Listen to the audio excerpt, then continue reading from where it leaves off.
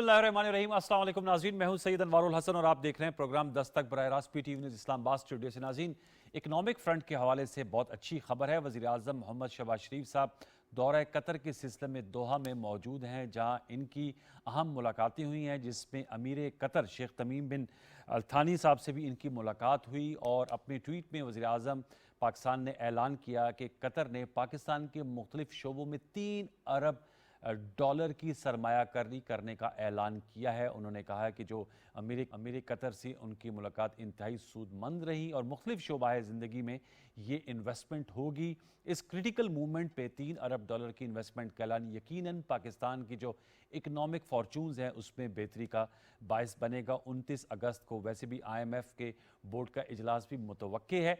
उस सिलसिले में इस अनाउंसमेंट यकीनन एक खुशाइंद पेशरफ्त है। फिर साथ साथ जो अहम नुक्ता एक और भी सामने आया है कि कतर से 3 से 4 हज़ार टन यौमिया LNG दरामद करने पर भी इत्तेफाक का इजहार कर लिया गया है और इस हवाले से मेकानिज़म जो है उस पर भी जल्द तैयारी जो है वो शुरू हो जाएगी। इन हवालों से हम गुफ्तगू करेंगे। फिर साथ आज एक दिल की बात है, इसलिए आपसे शेयर करूंगा कि प्राइम मिनिस्टर साहब जब दो में मौजूद थे, उनको बड़ा रेड कारपेट वेलकम वहाँ पर मिला, उनकी मुलाकातें हुई। ये हम विजुअल्स आपके साथ शेयर कर रहे हैं। फिर उनको अमीर कतर से ये मुलाकात हो रही है। हमारे उनके दरमियान मौजूद हैं army chief general Qamar Javed Bajwa साहब, सरदार एयाज सादिक साहब। ये विजुअल्स आप लोग देख रहे हैं। साथ में आज फीफा वर्ल्ड कप जो एक मेगा इवेंट होता है वो रवां साल नवंबर 2022 में कतर दोहा में होने जा रहा है। तो आप ये देख सकते हैं तस्वीर, वहाँ का विजिट भी किया प्राइम मिनिस्टर शहबाज शरीफ साहब ने। चूँकि एक मेगा इवेंट और पाकिस्तान में बड़ी दिलचस्पी से देखा जाता है, पहली मरतबा तारीख में मशरक़ वस्ता के किसी मुल्क में फ़ुटबॉल का ये मेगा इवेंट होगा। इसकी ख़ास बात यह है कि इस फुटबॉल वर्ल्ड कप में जो फुटबॉल है वो पाकिस्तान का तैयार करदा है। सियालकोट में इसे तैयार किया गया है और ये जो 32 ममालिक जब उनका ज़बरदस्त मुकाबले होंगे उसमें ये फ़ुटबॉल जो है पाकिस्तान का तैयार करदा उससे फ़ुटबॉल खेला जाएगा। और फीफा स्टेडियम्स की तामीर में 1.5 लाख पाकिस्तानी वर्कर्स ने कलीदी किरदार अदा किया है। तो कतर और पाकिस्तान के बड़े ज़बरदस्त किस्म के ताल्लुकात हैं और आज इस हवाले से तो हम ज़रूर गुफ्तगू करेंगे, ये जो डेवलपमेंट्स हुई हैं। दूसरा, मैं ज़रूर बात करना चाहूँगा कि जो बदतरीन बारिशों और सैलाबी सूरत हाल की वजह से पाकिस्तान के मुख्तलिफ बल्कि बहुत बड़े इलाके में इस वक्त इंतहाई अफसोसनाक सूरत हाल है, दिल खराश मनाजिर हैं। लोग खुले आसमान के नीचे मौजूद हैं, उन्हें बर वक्त रिलीफ और रिहैबिलिटेशन की ज़रूरत है। हुकूमतें चाहे वो वफाकी हों या सूबाई अपने तय काम कर रही हैं। इस हवाले से मेरे ख्याल में तमाम अब पाकिस्तानियों को इनफरादी और इज्तिमाई तौर पर अपना हिस्सा डालना चाहिए। आज हम इस पर भी बात करेंगे। या आप तस्वीर देख सकते हैं कितनी गैर मामूली बारिशें हुई हैं, 30 साला रिकॉर्ड टूट गए हैं और बिलखसूस बलूचिस्तान, सिंध और जनूबी पंजाब वर्स्ट इफेक्टेड हैं। फिर मैं आज देख रहा था स्वात, डेरा इस्माइल खान, दीर, वहाँ पर भी बहुत ही सूरत हाल जो है वो इंतहाई तवज्जो तलब है। और ये आप मनाजर देख सकते हैं, घुटनों घुटनों पानी है। लोग वहाँ से जो है नकल मकानी कर रहे हैं। कुछ हमने फैक्ट्स भी इकट्ठे किए। करोड़ों की तादाद में, सिर्फ सिंध में 1 करोड़ से ज़्यादा लोग जो हैं वो मुतासिर हो गए हैं और बड़ी तादाद में लोगों के माल मवेशी जो हैं वो बह गए हैं, बेघर हो गए हैं। 2010 का जो सैलाब आया था गैर मामूली बारिशों का, लगता है कि 12 साल बाद उस तर्ज के हैं, बल्कि उससे भी बड़ा। इस पर भी हम ज़रूर गुफ्तगू करेंगे। प्राइम मिनिस्टर साहब ने स्पेशल अपना जो रिलीफ फंड है वो भी कायम किया है और उसमें G12164 पे अगर आप अतियात देना चाहें तो आप दे सकते हैं। इसके अलावा 37.2 अरब रुपए का कैश रिलीफ फंड है जो 15 लाख ख़ानदानों को दिया जाएगा, 25,000 फ़ी ख़ानदान।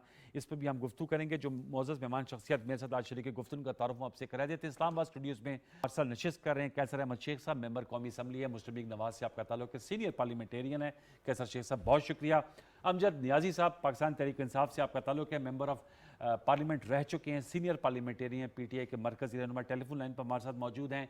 और डॉक्टर खाकान नजीब साहब, माहिर मईशत, हमारे साथ मौजूद हैं, जो मुल्क की इक़्तिसादियात पे गहरी नज़र रखते हैं और उनके तर्जुमान भी आप रह चुके हैं मिनिस्ट्री ऑफ फाइनेंस के। फ़रा अजीम शाह साहबा भी हमारे साथ मौजूद है टेलीफोन लाइन पर, आप तर्जुमान बलूचिस्तान हुकूमत हैं, उनसे भी हम बात करेंगे। बल्कि अगर आप लोगों की इजाज़त हो तो फ़रा साहबा से बात कर लेते हैं, ज़रा सैलाब के हवाले से कमेंट ले लेते हैं, फिर हम ज़रा आगे बढ़ेंगे, तफसील से जो इकनॉमिक और फाइनेंशियल इशूज़ हैं उन पर बात करेंगे। फ़रा साहबा अस्सलाम वालेकुम। जी वालेकुम सलाम। फराजीम साहबा, आपसे पहले भी हमारी गुफ्तगू हुई थी। मैं चाहूँगा, हमने सैलाब के हवाले से अहाता करने की कोशिश कर रहे हैं। आप हमसे बहुत बेहतर पोजीशन में कि बता सकेंगी कि बलूचिस्तान, हम तो विजुअल्स देख रहे हैं, लसबेला है या और जितने इलाके हैं वहाँ पर बहुत ही दगरगू हालात हैं। कुछ बताएंगी, रिलीफ एंड रिहैबिलिटेशन ऑपरेशन किस नहज पे है? जी बिस्मिल्लाहिर्रहमानिर्रहीम। बिल्कुल, जो भी आप फुटेज में भी देख रहे हैं और जी। वैसे भी न्यूज़ में भी और मेरी प्रेस कॉन्फ्रेंसेस में भी मैं काफ़ी तफसील से बता रही हूँ। देखिए, बलूचिस्तान में अगर आप पिछले 30 साल का रिकॉर्ड उठा के देखें तो इतनी बारिशें कभी नहीं हुई जितनी इस बार हुई है। जी। और ये जो फ्लैश फ्लड्स का सामना हमें करना पड़ रहा है, बल्कि अगर पूरी दुनिया में भी आप फ्लैश फ्लड्स का देखें मसला, तो टेक्नोलॉजी जितनी भी बेहतर हो, इससे तबाही बहुत आती है। जी। और फिर हमारा तो इंफ्रास्ट्रक्चर और हमारी तो बहुत सारी कमियां पाई जाती हैं। तो आपको मैं ये बताऊं कि अब जो हमारे मोर देन 31 डिस्ट्रिक्ट जो हैं वहाँ पे इमरजेंसी नाफिज की गई है। इसके साथ साथ हमारे कुछ ऐसे भी जगह हैं जहाँ पे जमीनी रास्ते जो हैं मुनक़ता हैं।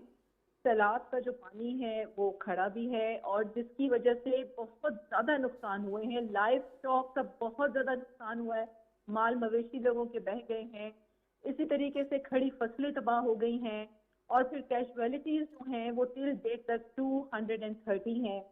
इंजरीज भी बहुत ज्यादा हैं। देखिए, अभी हम इस वक्त जो है वो रेस्क्यू एंड रिलीफ के प्रोसेस से गुजर रहे हैं। ऑलमोस्ट रेस्क्यू कंप्लीट हो चुका है, अच्छा, लेकिन अभी हम रिलीफ का जो एक प्रोसेस है उससे गुजर रहे हैं। ये अच्छा, बताइएगा फरज साहबा कि जो खुराक है उसकी फरहमी, जो लोग जिनको रेस्क्यू किया गया है उनको तिब्बी इमदाद वो वहाँ पहुँचाई जा रही है? क्योंकि लास्ट टाइम भी जब विजिट हुआ था और आपसे मुलाकात हुई थी, आप शो में आई थी, तो लोगों को इशू था कि खाने पीने को सही तौर पे नहीं मिल रहा। वो सप्लाई चेन इंटैक्ट है? देखिए, बिल्कुल, जो रिसोर्सेज हैं बलूचिस्तान हुकूमत के वो महदूद तो हैं, ठीक। लेकिन फिर भी CDMA जो है बहुत ज़्यादा मुतहरिक है और NDMA की सपोर्ट से। और टेंट विलेजेस जो हैं वो कायम किए गए हैं। इस तरीके से बहुत पहले ही आपको पता है जब ये फ्लड्स आते हैं तो बीमारियां भी फूटती जी। हैं और आपका पानी का जो साफ पानी जो है वो उसमें भी बहुत ज़्यादा कमी आ जाती है। तो चीफ मिनिस्टर ने हंगामी इजलास कई दिन पहले ही बुला लिया था और हमारे मेडिकल कैंप जो थे वो कायम किए गए थे। मिनिस्टर और हमारे सेक्रेटरी हेल्थ, DG हेल्थ खुद ऑन ग्राउंड मौजूद हैं। इसी तरीके से हमारे जितने भी स्टेक होल्डर्स हैं, आर्मी है, FC है और इसी तरीके से PDMA के जो सारे आपके जो लोग हैं वो वहाँ पर ऑन ग्राउंड मौजूद है। देखिए, 24/7 चीफ मिनिस्टर खुद वॉच कर रहे हैं सिचुएशन ठीक। को। और एक बहुत अहम प्रेस कॉन्फ्रेंस जो आप लोगों की नजर से गुजरी होगी, आप लोगों ने सुनी भी होगी कि चीफ मिनिस्टर ने ये कहा है कि कहीं भी किसी की नाअहली या कमजोरी पाई गई, कोई भी इंतजामिया में से ठीक। बंदा, तो वो अपने आप को सस्पेंड समझे। ये ओके। बहुत बड़ा एक इनिशिएटिव है चीफ मिनिस्टर की जानिब से। और मैं आपको ये बताऊं, देखिए, अभी चंद माह हुए हैं हुकूमत संभालते हुए, तो चीफ मिनिस्टर ने किस तरीके से फौरी एक्शन लिया है। जो भी रीजन सामने आए हैं ठीक। कैजुअलिटीज के हवाले से या जो भी इंफ्रास्ट्रक्चर दबा हुआ है या अगर डैम को कहीं पर नुकसान पहुंचा है, तो फौरी फौरी एक्शन ये लिए गए हैं कि जिम्मेदार जो भी आप ये होंगे बताएगा उन्हें कि ठीक फौरी। है, ये भी जरूर बताएगा डैम्स कोई ऐसा सच भी हुआ है कि जो चेक डैम्स बनाने होते हैं वो उस हवाले से उनमें कोई ब्रीच आया है, या उस पर भी अब प्लानिंग होगी इंशाल्लाह? तो अगले फेज में आएगा कि कैसे अब इन तरह की बारिशें जब होती हैं इससे निपटा जाए। और कैश, मैं जानना चाहूंगा कि लोगों को कैश ग्रांट भी दी जा रही है, कोई तकसीम हुई है अब तक? कुछ फिगर्स हैं मैम लास्टली? अच्छा, मैं आपको ये बताऊं कि hats off to our chief minister and for his vision. उनकी एक सियासी बसीरत है। देखिए, उन्होंने कई दिन पहले ये कहा था कि एक डोनर्स कॉन्फ्रेंस जो है उसका इनेकाद किया जाए और उनके हुक्म के मुताबिक मैंने इस्लामाबाद में एक डोनर्स कॉन्फ्रेंस का इनेकाद किया ओके। नेशनल लाइब्रेरी में। और उसमें आपको मैं बताऊं, जितने भी हमारे रिप्रेजेंटेटिव थे UN एजेंसीज के, हमारे प्रोमिनेंट NGOs, हमारी INGOs, इसमें बल्कि अखुवत के डॉक्टर अमजद खास तौर पे हमारी ये कॉन्फ्रेंस जी। अटेंड करने के लिए आए। अल खिदमत के जितने भी सूबाई सदूर थे वो सब के सब इसमें आए और बहुत ही अच्छा ये इनिशिएटिव लिया गया, क्योंकि रिहेबिलिटेशन के प्रोसेस को हमने कंप्लीट करना है। ये ओके। चीफ मिनिस्टर बार बार कह रहे हैं कि हमने अपने लोगों के डैमेजेस कुछ भी हो जाए, ठीक। हालांकि हमारे पास रिसोर्सेज की बहुत ज्यादा कमी है, लेकिन हमने इनके डैमेजेस को जरूर पूरा करना है।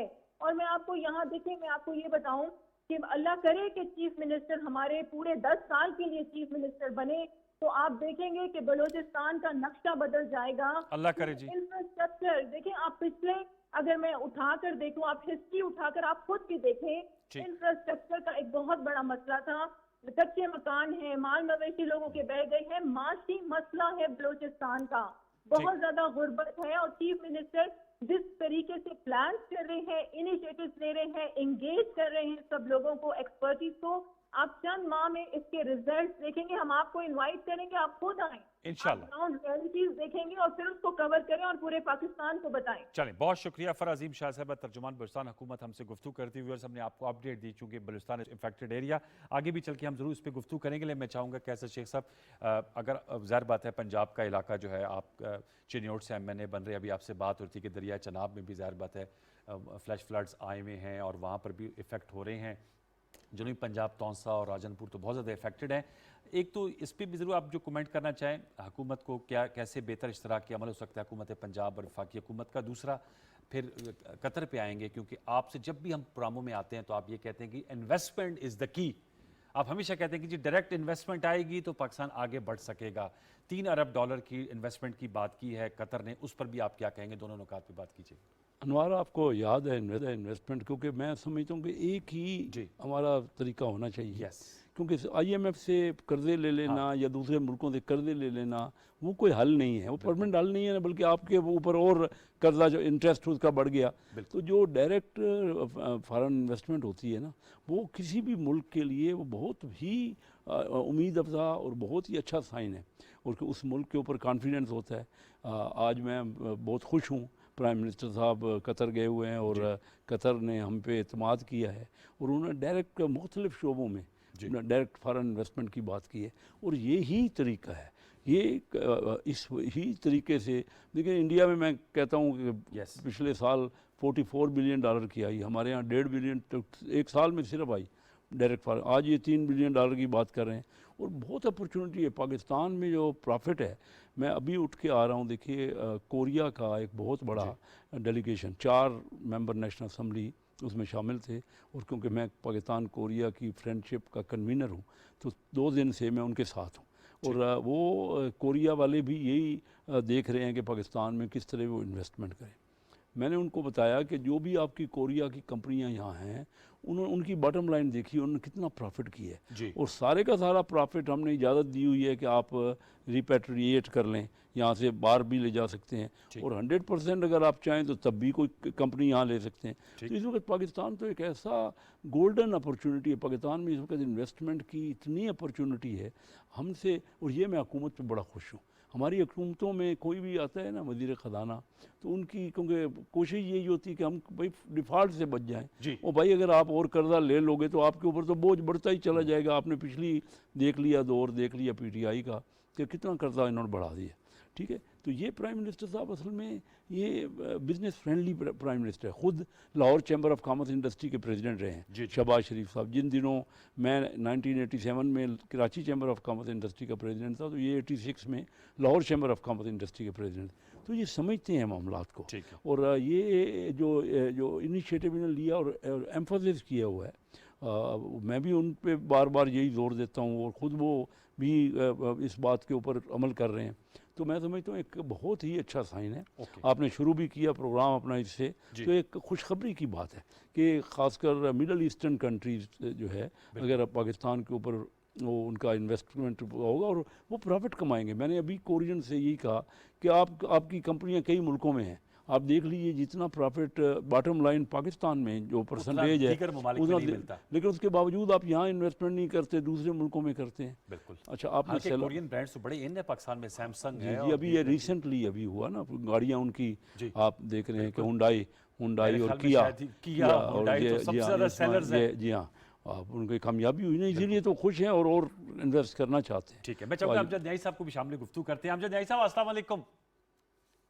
वालेकुम अस्सलाम। जी न्याय साहब, दो नुकात हम इस पे बहस कर रहे हैं। पहले तो आपने सुना तर्जुमान बलूचिस्तान हुकूमत भी हमारे साथ मौजूद थी। जाहिर बात है जनूबी पंजाब, आपका ताल्लुक भी जनूबी पंजाब से, वो भी मुतासर हो रहा है सैलाब से।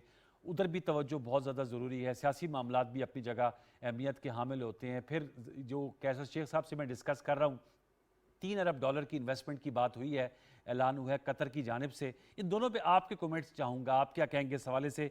कैसर शेख साहब का एक बड़ा पुराना ताल्लुक है बिजनेस से। वो कहते हैं अगर इन्वेस्टमेंट होगी तो फिर मईशत का पहिया सही मानों में आगे बढ़ सकता है। न्याय साहब, इस पर आप क्या कहेंगे? बिस्मिल्लाहिर्रहमानिर्रहीम। अनवर भाई, आप देखें कि बलूचिस्तान के अंदर जिस तरीके के साथ वहाँ पे मिसमैनेजमेंट हो रही है, लोग दर बदर हैं और उन तक अभी तक जो है वो रिलीफ नहीं पहुंचा। ये भी बड़ी अफसोसनाक बात है। क्या उन्होंने क्या उनको मैसेज देना चाह रहे हैं कि इस मुश्किल में भी हम आपके साथ नहीं खड़े। और हमारे जो लीडर्स सो कॉल्ड हैं, वो अपने लल्ले तलल्लों में उन्हें उन्हें जो है वो उनसे फुर्सत ही नहीं है।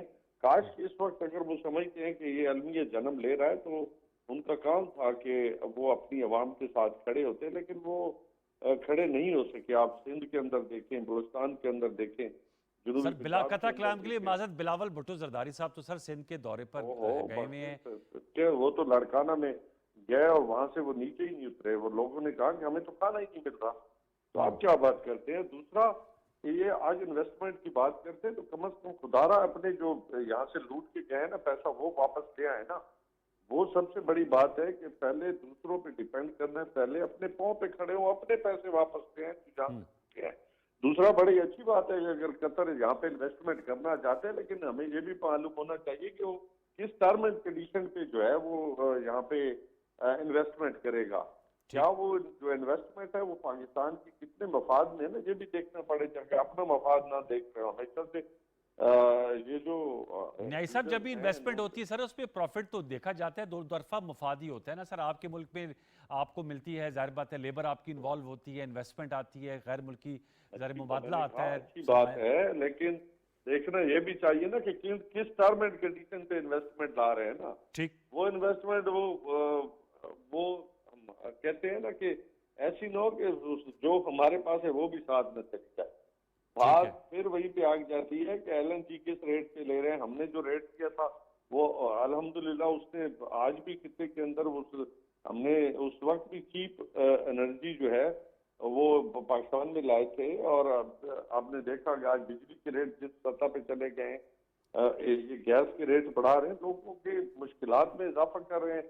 किसान जो है वो अब वो सोच रहे हैं कि हमारा क्या बनेगा। वो तो अब पानी का बड़ा बुरहान हो, ग़िज़ाई किल्लत जो है वो एक बहुत बड़ा इशू बनेगा आने वाले वक्त में। ठीक है, आपने नुकात उठाए, मैं चाहूँगा इस पर जवाब मैं लूँगा कैसर साहब से, लेकिन मैं चाहूँगा खाका नजीब साहब ज़रा हमें इस पर हमारी रहनुमाई करेंगे। डॉक्टर साहब आप बताइएगा, सर ये इन्वेस्टमेंट इस हवाले से ज़रूर, चूँकि आपका एक बैकग्राउंड है, इन्वेस्टमेंट का ऐलान हुआ है, अमजद न्याई साहब को कंसर्न्स हैं कि वो टर्म्स एंड कंडीशंस क्या होती हैं और उसमें जो होस्ट कंट्री होती है जहाँ इन्वेस्टमेंट होती है उनको कितना इससे फ़ायदा होता है, और जो इन्वेस्टर्स आते हैं जाहिर बात है उनके लिए क्या मार्जिन होता है। मैं आपसे जानना चाहूँगा कुछ इस हवाले से बताएं कि जब फॉरेन इन्वेस्टमेंट किसी मुल्क में आती है उसके क्या असरात मुरतब होते हैं इकॉनमी पर, आवाम पर, और उसके क्या फ़वायद होते हैं और क्या उसमें तहफ़्फ़ुज़ात होते हैं। अगर कोई जिसे कहते हैं क्या गारंटीज़ होनी चाहिए कि वो आपके बेनिफिट में आ रही है इन्वेस्टमेंट। डॉक्टर खाकान साहब। Bismillahirrahmanirrahim. Thank you for having me on the show, Anwar Saab. It's always my pleasure to be on PTV. देखें, हमें एक तो ये देखना है कि हमारी जो तरक्की का अमल है जिसको हम कहते हैं जीडीपी ग्रोथ जो है वो उसको रोके हुए एक सबसे बड़ी चीज़ ये है कि पाकिस्तान का इन्वेस्टमेंट टू जीडीपी रेशियो 15% है। जिन ममालिक ने तरक्की की, जिनकी हम मिसाल देते हैं, ईस्ट एशिया देखिए, बांग्लादेश देखिए और चाइना देखिए, इनमें ये तनासुब 30 से 35% ऑफ जीडीपी था। तो हमारा जो सारी तवज्जो है वो इस पे होनी चाहिए कि हम नॉन डेट क्रिएटिंग, यानी कि हम डेट लेने की बजाय नॉन डेट क्रिएटिंग इंस्ट्रूमेंट्स, उसमें इन्वेस्टमेंट जो है वो नंबर 1 है। हमने पिछले 2 साल में और पिछले कई साल से $1.8 बिलियन के करीब सिर्फ साल में इन्वेस्टमेंट लिया है। Our average has been that. तो ये बहुत ही लो है for a country like Pakistan which has a lot to offer. Qatar से हमारी इन्वेस्टमेंट जो है पिछले 2 सालों में अगर आप देखिए तो FY21 में $18 मिलियन थी और पिछले साल $2.7 मिलियन थी। पर कतर हमारा एक बहुत बड़ा ट्रेडिंग पार्टनर है। 2017 में कतर हमारा तीसरा बड़ा ट्रेडिंग पार्टनर पाकिस्तान कतर के लिए बन गया था। बट हम उनसे चूंकि LNG मंगवाते हैं, 9 लॉन्ग टर्म कार्गोज हैं जो हमने उनसे तय किए हुए हैं। तो सबसे पहले तो हम उनसे देख रहे हैं कि हम लॉन्ग टर्म क्या कोई और मुआहिदा कर सकते हैं। हम ये भी देख रहे हैं कि क्या हम जो इस वक्त LNG मंगवा रहे हैं उसको डिफर्ड पेमेंट पे ले जाएं। उससे मतलब ये है कि 1 साल की जो पेमेंट है वो हम अगले साल में कर दें। उसकी वजह ऑफ कोर्स एक बैलेंस ऑफ पेमेंट्स का चैलेंज है जो जिसमें पाकिस्तान इस वक्त है। इसके अलावा हम ये देख रहे हैं कि क्या हम इस्लामाबाद, कराची और लाहौर जो हमारे 3 बड़े हवाई अड्डे हैं, क्या हम इनकी मैनेजरियल कंट्रोल उनको दे सकते हैं, क्या वो इसको बेहतर हब एंड स्पोक मॉडल पे ले जा सकते हैं। अब मैं ये भी कहता चलूं मेंशन कि ये पिछले 3, 4, 5 साल से उनसे बहस हो रही है, ये कोई आज नई बात नहीं है, पर हम इसको पाए तकमील तक नहीं पहुंचा सके। जहां हम ये चीज ढूंढ रहे हैं, हमें इस चीज का तदारुक करना चाहिए कि क्या ऐसी कबाहतें हैं हमारे सिस्टम में और हम उसको कैसे बाईपास कर सकते हैं, ताकि हम जिन सेक्टर्स की बात कर रहे हैं, रिन्यूएबल्स, IT, एनर्जी, और सबसे ज्यादा जो मेरे लिए अहम है वो है एग्रीकल्चर सेक्टर, क्योंकि एग्रीकल्चर सेक्टर जो है वो फॉल बैक कर गया। इसका सिर्फ एक तनाजुल पेश करूं कि इस वक्त हमारे लिए $4 बिलियन जो हैं वो इन्वेस्टमेंट में, वो डिफर्ड पेमेंट में IMF के लिए लाना बहुत जरूरी है। So it's a very serious matter and we should take it seriously. आपने कहा बहुत सीरियस मैटर है, we should take it seriously. मेरे ख्याल में अमजद न्याई साहब, ये आपने एक इंडिपेंडेंट पर्सपेक्टिव सुना होगा कि $4 बिलियन बड़े क्रिटिकल हैं IMF को चलाने के लिए, और उसमें $3 अरब, चाहे वो इन्वेस्टमेंट की मद में आए, मौखर अदायगी की मद में आए जो सऊदी अरब $1 अरब दे रहा है, या UAE की जानिब से इन्वेस्टमेंट हो, तो वो बड़े क्रिटिकल है। बार के अब जो आपके इशूज़ थे, मैं चाहूँगा कैसर शेख साहब, सर क्या कहेंगे अमजद न्याई साहब ने जो कहा, उस पर आपका क्या कमेंट है? जी, अमजद न्याजी साहब मेरे दोस्त हैं और बड़ी अच्छी बात करते हैं ना, सुलझी हुई बात करते हैं, लेकिन उन्होंने जो दिया ना वो कह रहे हैं क्या टर्म्स एंड कंडीशन है। जी देखिए, इन्वेस्टमेंट जो होती है ना, अगर ये जो डायरेक्ट फॉरेन इन्वेस्टमेंट है, हमारा मुल्क तो सब खुला है, जो मर्जी आके चाहे लोकल हमारा कोई इन्वेस्टर करे चाहे बाहर का इन्वेस्टर करे, उसकी terms and condition almost same होती है। ठीक है। फिर भी डिटेल्स आ जाएंगी, उनके सामने आ जाएंगी, लेकिन देखिए पूरे इनके टेनोर में 1 साल में $1.5 अरब या $1.8 बिलियन टोटल इन्वेस्टमेंट 1 साल में आई। और यही जोर मैं देता रहा कि आप कर्ज़ों को छोड़िए, आप इनडायरेक्ट फॉरेन इन्वेस्टमेंट की बात कीजिए। आज आप देख रहे हैं $3 अरब, बहुत बड़ी इन्वेस्टमेंट है। अब वो टर्म्स एंड कंडीशन भी सामने आ जाएंगी, क्योंकि इन्वेस्टमेंट में कोई टर्म्स एंड कंडीशन नहीं होती, लोन्स में होती है आमतौर पे। कोई अगर पर्टिकुलर बात है तो डिटेल सामने आ जाएगी कि वो हमसे क्या चाह रहे हैं। लेकिन मैं ये समझता हूँ कि ये जो अनाउंसमेंट है कि वो मुख्तलिफ शोबों में खुद पैसा लगाएंगे, डॉक्टर खाकान अपना पैसा लगाएंगे। IT है, एग्रीकल्चर है, बिल्कुल सही कह, रिन्यूएबल एनर्जी है, जी हाँ, एयरपोर्ट्स की भी बात कर रहे थे। वो तो देखें बात कर रहे हैं, क्योंकि उनके एयरपोर्ट आपने देखे हैं बड़े बेस्ट है, कामयाब, कतर एयरवेज तो एकदम दुनिया की- कुछ अरसे में बिल्कुल। उन्होंने बड़े कामयाब मैनेजमेंट किया दोहा है उसके। एयरपोर्ट एक पूरा शहर लगता है जी। पूरा जी आप जब जाते हैं तो उसे पूरा शहर लग, तो हम भी अगर अपने, देखिए हमें चाहिए ज़्यादा से ज़्यादा इस वक्त डायरेक्ट फॉरेन, हम नहीं मैनेज कर पा रहे, हम जहाँ नुकसान कर रहे हैं हमसे नहीं मैनेजरियल सलाहियत नहीं हो रही, तो हम अगर किसी को देते हैं, दुनिया पूरी में यही हुआ है, हम रिलेक्टेंट रहे, हमारा ब्यूरोक्रेट्स ने कहते रहे नहीं भाई ना खुद संभाल सकते हैं, ना मैनेज कर सकते हैं, ना किसी को देने पे जो रजामंद है। गवर्नमेंट, जितने भी गवर्नमेंट सेक्टर में यानी नेशनलाइज सेक्टर हैं, एक तो आप नुकसान कर रहे हैं, एक वहाँ पे हज़ारों अरब रुपए अपना लगा रहे हैं, हज़ारों अरब रुपए लगा के अगर आप नुकसान कर रहे हैं तो उसका क्या फायदा। अमजद न्याई साहब, सर इस पे आप क्या कहेंगे? सर ये तो बात बड़ी पते की है कि जब खुद नहीं चलाई जा सकती तो किसी ऐसे को दे दिया जाए जो आपको प्रॉफिट भी दे और उस ऑर्गेनाइजेशन को अपने पांव पे खड़ा भी कर दे, तो इस पे क्या कबाहत है अमजद न्याई साहब? अनवार, मेरा थोड़ा सा जवाब थोड़ा लंबा हो गया, लेकिन मुझे प्लीज टाइम चाहिए होगा। बात पहली मैं करूंगा कि सबसे पहले पाकिस्तान में जो ब्लंडर हुआ ना, वो रातों रात आपने इंडस्ट्रीज को नेशनलाइज कर दिया भुट्टो साहब ने जी। फिर आपने दूसरा बड़ा ब्लंडर किया कि आपने रातों रात जितने भी आपके फॉरेन अकाउंट थे पाकिस्तानियों के, आपने वो भी सीज कर दिए। अब फिर जो है आपने वहां पे उनके एतमाद को चेक कर दिया।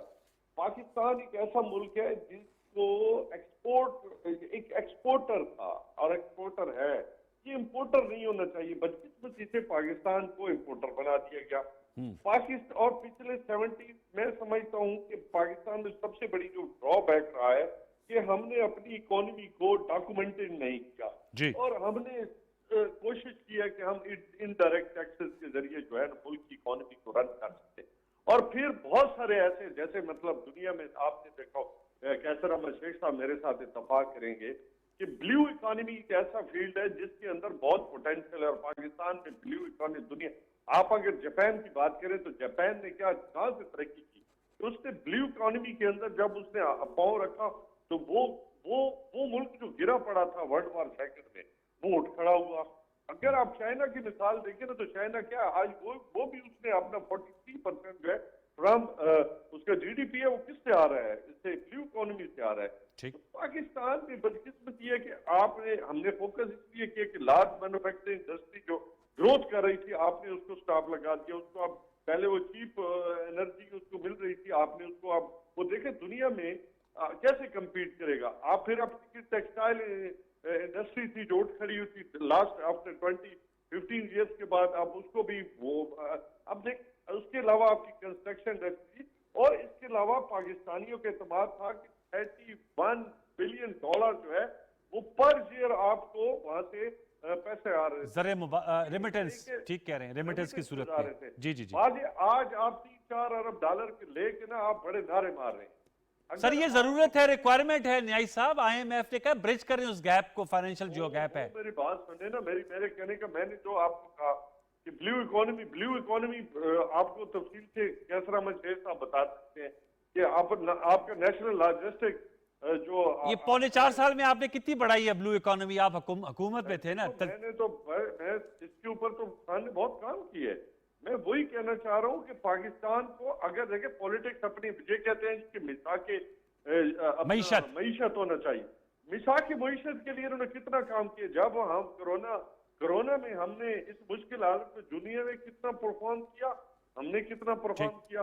अल्हम्दुलिल्लाह कोरोना में आपके लोगों को अल्लाह की मदद से बचाया, अपनी इकोनॉमी को दोबारा रेस्टोर किया।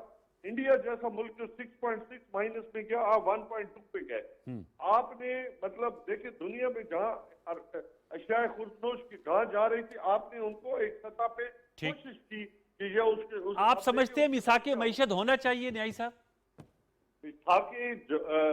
मईशत जब तक मैं बात मैं आपने कहा ना 70 में नेशनलाइजेशन कर ली, फिर बाद में जो है फॉरेन मेरी बात मुकम्मल, मैं इसलिए कहा ना, अनवार याद रखना बात, पाकिस्तान में मिसाक की मईशत उस वक्त होती है जहां पे पार्लियामेंट सॉवरन हो, जहां पे पार्लियामेंट दूसरों की दुम पे मतलब काम न कर रही हो। अच्छा, पार्लियामेंट देखे हकीकी नुमाइंदा बैठे, आपकी जो ऑर्गेनिक तरीके के साथ चेंज आती तो हम कह सकते थे कि विल एंड विश। आज आप देखे पाकिस्तानियों को कितना वहां पे आप दे रहे हैं, स्पेस दे रहे हैं। पाकिस्तान आज आप देखें लोगों के हाथों में बिल है बिजली के, जी। आपने 40-50 रुपए उनको कर दिए, लोगों की चीखें निकाल दी आपने। तो ये अगर आप पार्लियामेंट में मौजूद होते न्याय साहब तो आप कैसर शेख साहब को कह सकते हैं, पार्लियामेंट अगर पार्लियामेंट आज सुप्रीम कोर्ट को क्यों रिमार्क्स देने पड़ते, उसके किसी पार्लियामेंट तो के अंदर कितनी तादाद है आपकी कि आप जो ना जाते ना सर, अभी भी वैसे रास्ता है, वापस आ जाए, अभी भी रास्ता है। तो वोट का खत्म कर दिए, नैब कवानीन अपने मकासद के लिए आपने लिया, एनआरओ क्या पाकिस्तान का बनाना रिपब्लिक बनाने जा रहे हैं। ठीक, आपने नुकात उठाए। मैं चाहूंगा डॉक्टर खाकान साहब इस पे बताएगा, सियासी जवाब तो ज़रा बताए कैसर शेख साहब देंगे। आपसे मैं जानना चाहूंगा, ये जो बात कर रहे हैं न्याई साहब ब्लू इकोनॉमी की, आपसे मैं जानूंगा सर पाकिस्तान में इसका कितना पोटेंशियल है और ये कैसे पाकिस्तान को इक्तिसादी तौर पर सियासी इख्तलाफात को साइड पे रख के आगे बढ़ाया जा सकता है, क्योंकि आपने पीटीआई गवर्नमेंट के साथ भी काम किया है और आपने पीएमएलएन के साथ भी काम किया। डॉक्टर खाकान साहब जी, I've had the privilege to work with both the governments। और देखिए हर कोई ये चाहता है कि माशी तरक्की हो, ये तो किसी की भी ख्वाहिश नहीं है।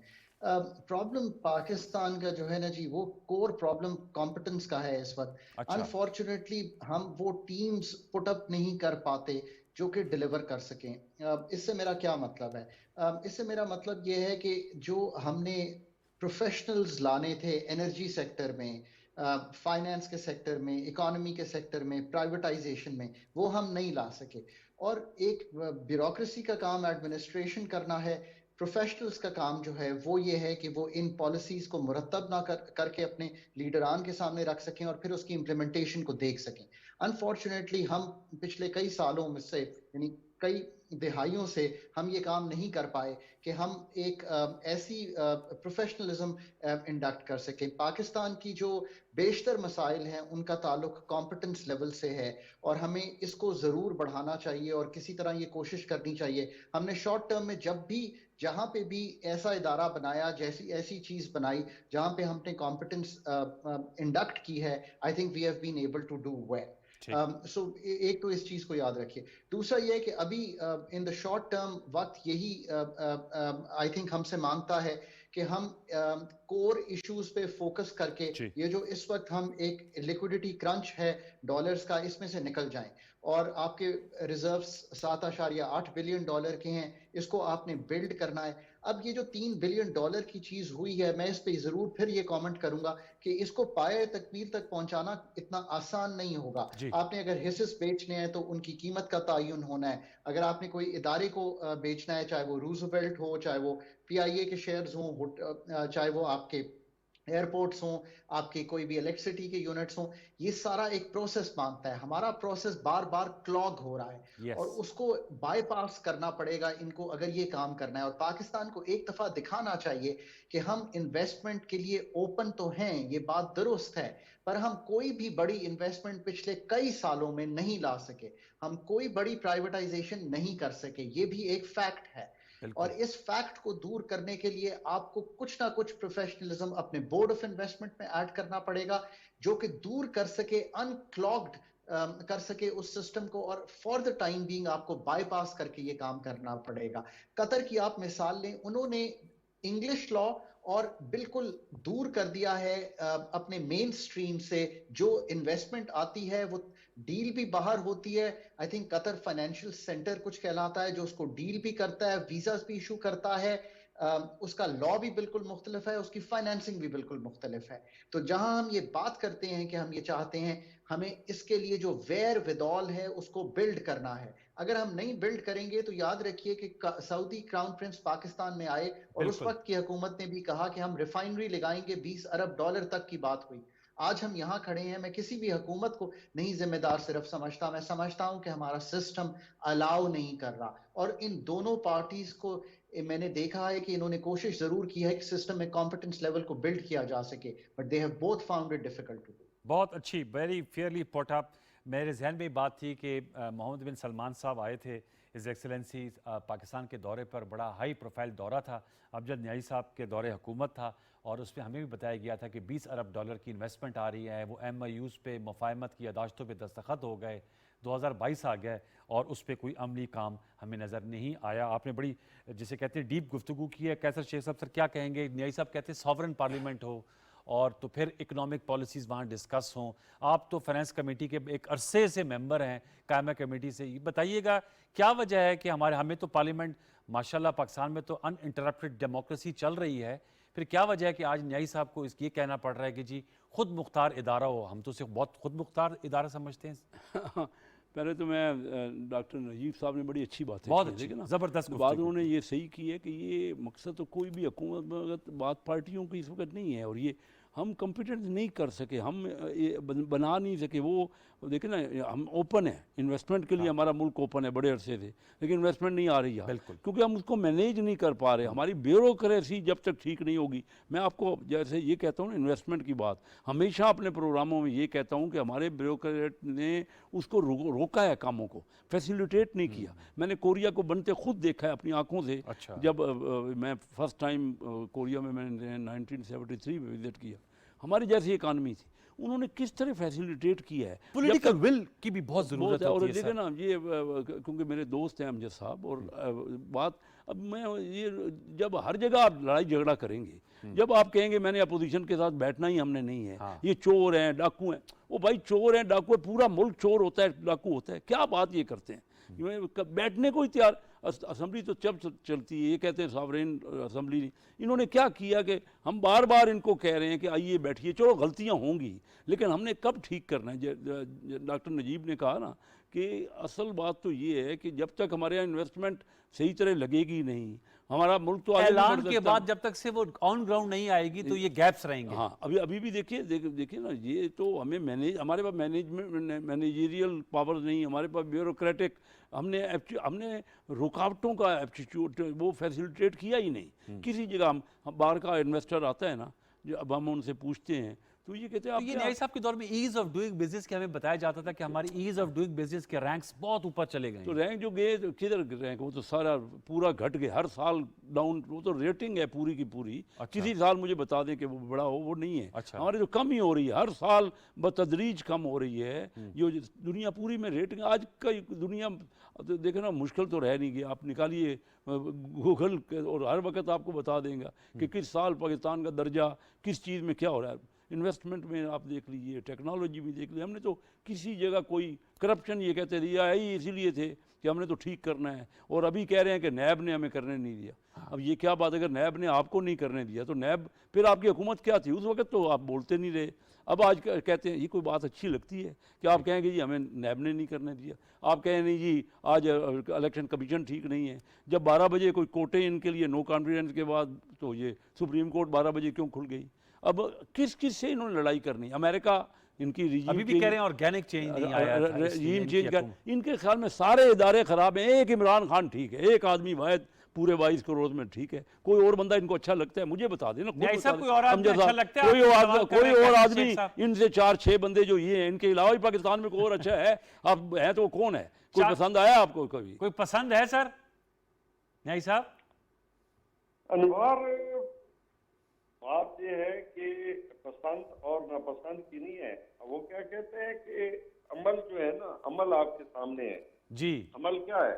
अमल तो बता दिया, सारे अमाल तो डॉक्टर खाकान अजीब साहब ने बता दिए हैं कौन से अमाल बताए हैं? मुझे ये बताए ना कि सर वो सऊदी अरब से वली अहद साहब आए थे, इतनी बड़ी इन्वेस्टमेंट की बात हुई थी $20 अरब की, वो कहाँ लगी? मेरी बात सुने ना, हमने कोई एनआरओ तो नहीं दिया ना, कि आपको भी याद होगा जी। यहाँ पे खलीफा बिन वो आए थे ना, क्या नाम है, मकरन, प्रिंस मकरन भी आए थे, उन्होंने भी एक यहाँ पे एफिडेविट दिखाया था एनआरओ 1 का। जी जी। हमने वो तो नहीं दिया ना, जो ना दिया है। नहीं, वो हमारा मौजूद तो इन्वेस्टमेंट है ना सर।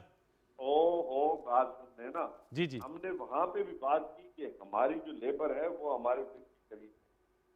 हमने कोई उनसे वो मुआहदात नहीं की जो जात के लिए थे। हमने पाकिस्तानियों के लिए मांगा जो कुछ मांगा, हमने इन्वेस्टमेंट मांगी पाकिस्तानियों के लिए मांगी। नताइज निकले सर न्याय साहब, नताइज निकले। अपने लिए अपने बिल्कुल निकले। पाकिस्तान ने देखे, पाकिस्तान ऐसे तो नहीं, जब हम रिजर्व छोड़ के गए थे उस वक्त कितने थे, और आज उन रिजर्व को बरकरार रखना है इसके लिए कितना मसला वही है। है, वो बात हम- 10-10.5 अरब डॉलर थे ना सर। आज उनने ना आज डॉलर 9 अरब छोड़ के गए थे, आज 8 अरब है। सही कह रहे हैं ये।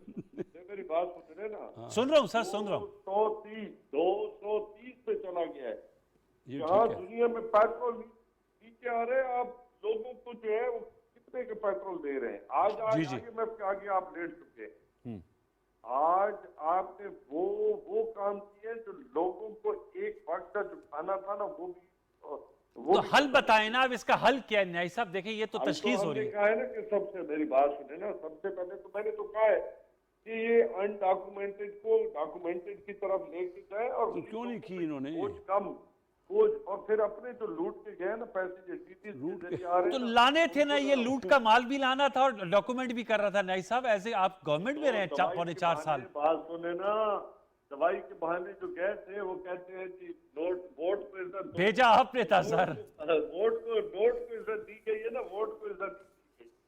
वोट को इज्जत देते ना तो आज पाकिस्तान इस हाल में ना होता। नहीं वैसे sir, on a serious note, आप बार बार कह रहे हैं आपका नुक्ता बिकुटी क्या में डॉक्यूमेंट करना चाहिए। आप हुकूमत में रहे, कैसर शेख साहब की इस वक्त हुकूमत है, वजह क्या है? डॉक्यूमेंट आप लोग कहते हैं, ये कर क्यों नहीं पाते? सवाल ये है। आपको याद होगा फेटफ में ये कहाँ खड़े थे और हम कहाँ खड़े थे।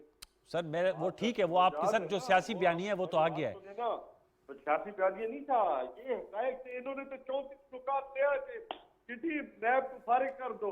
हमने तो कहा नहीं कि हम तो नहीं कहते।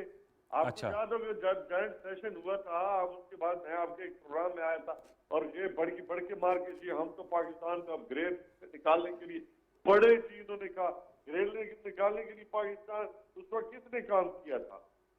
तो ठीक। हमने वो कड़वे बहुत सारे ऐसे चीजें थी जो हम लेके आए थे, हमने तो खाए नहीं, यकीनन आपने की होंगी। जब हुकूमत होती है वो बहुत से काम करती है। सवाल तो सर ये इस वक्त ज़ेर बहस ये है कि आप भी कह रहे हैं इकोनॉमी को डॉक्यूमेंट करें, कैसर साहब भी यही कहते हैं, मैं भी इससे इत्तेफाक करूं, डॉक्टर खाकान साहब भी। सवाल ये कि हो क्यों नहीं पाता? क्या पॉलिटिकल विल की कमी होती है? आप तो शबर जैदी साहब को लाए थे प्राइवेट सेक्टर से एफबीआर के लिए, वो तोबा तायब होके चले गए, फिर इतने एफबीआर के चेयरमैन बदले, टैक्स पेयर की में इजाफा ही नहीं हो पाता। इसकी वजह से इनडायरेक्ट टैक्सेशन का सहारा लेना पड़ता है। न्यायी साहब जी भाई जी, हमने तो पूरा देखे, हमने तो बहुत सारा सफर किया। हम तो अल्हम्दुलिल्लाह आपने डायरेक्ट टैक्सेशन में हम कितने फीसद ऊपर गए, और ये हम ही थे जो इनको टारगेट दे के गए। उससे ये जो टारगेट था पाकिस्तान में पहली दफा 6,000 बिलियन का, इसको क्रॉस किया ना। तो हमारी साहब वो तो कोशिश थी ना। हम अच्छा। हम कितनी क्या? बेहतर के हमने वो कह रहे हैं हमने तो इजाफा कर दिया टैक्स पेयर्स पे। भाई टैक्स पेयर पे कोई रेवेन्यू कहाँ, क्या हुआ? रेवेन्यू को टारगेट एक बार से एक साल भी पूरा नहीं हुआ। अनवार देखिए, रिवाइज करते रहे। देखिए मैं पहली बात तो है कि क्योंकि ये अमजद साहब सही बात करते हैं ना, ये मुझे बताएं ना कि क्या है। हमारे पीपल पार्टी से हमने 1800 अरब का शुरू किया, जब हमारे शुरू हुआ ना, हमने 3600 अरब तक पहुंचाया उसको। अब ये 7200 अरब तो उन्होंने करना था ना डबल, तब तो उसी रेशो से बढ़ता। Yes. इनका तो अभी ये 6000 अरब हुआ, इस साल भी 6000 अरब, और ये कहते हैं हमने बहुत बढ़ा दिया। क्या बढ़ा दिया?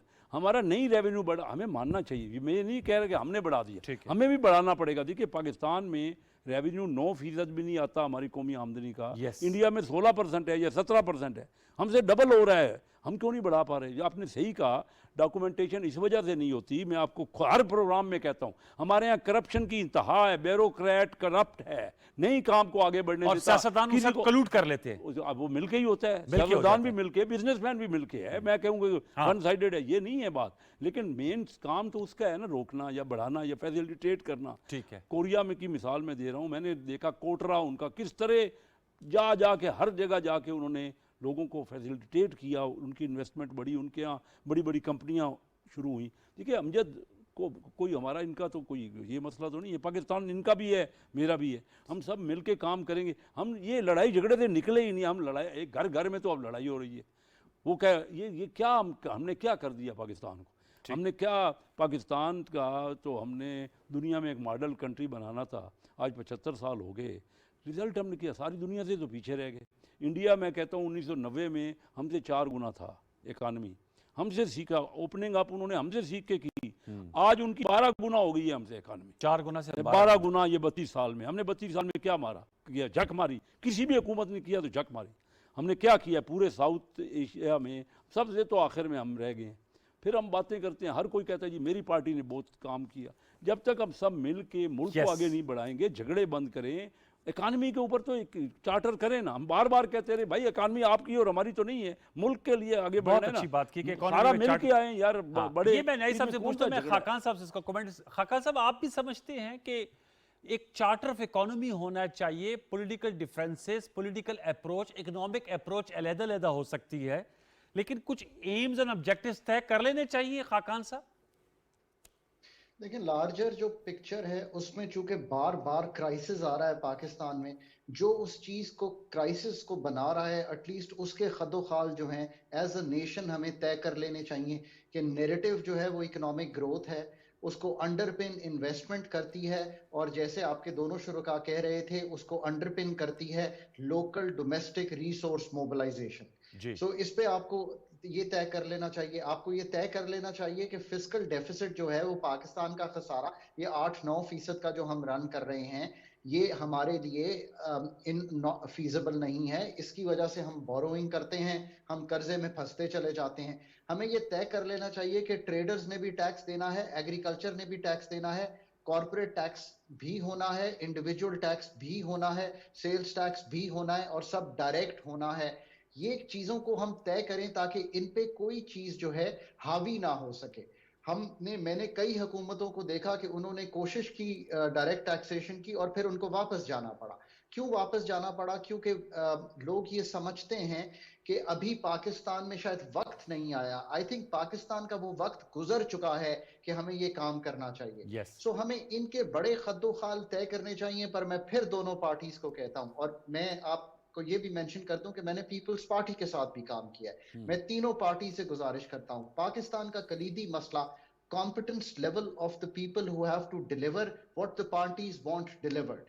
ये मैं उर्दू में अब कहता हूं, पाकिस्तान का कलीदी मसला ये है कि जो पार्टीज तीनों डिलीवर करना चाहती हैं, चाहे कोई प्राइवेटाइजेशन करना चाहता हो, कोई टैक्स रिफॉर्म करना चाहता हो, कोई इन्वेस्टमेंट ढूंढना चाहता हो, उसको डिलीवर करने के लिए सिस्टम गियर्ड नहीं है। आप सबसे पहले अपने सिस्टम को शॉर्ट टर्म पे इंडक्ट करके लोगों को डिलीवर के लिए तैयार कीजिए, तब आपकी 2-3 चीजें भी हो जाएं। और उसकी बड़ी मिसालें पाकिस्तान की, for example income support programme जो है हमारा, एक ऐसा प्रोग्राम है जो बेनजीर साहिबा के दौर पे शुरू हुआ, फिर वो आईएसपी कहलाया, पीएमएलएन के दौर पे बहुत बड़ा $130 बिलियन तक आ गया, और अब 250 अरब के करीब आ गया, जबकि उसको पीटीआई ने एहसास का नाम दिया। वहां हमने इंडक्ट किया टैलेंट, वर्ल्ड बैंक को भी यूज किया।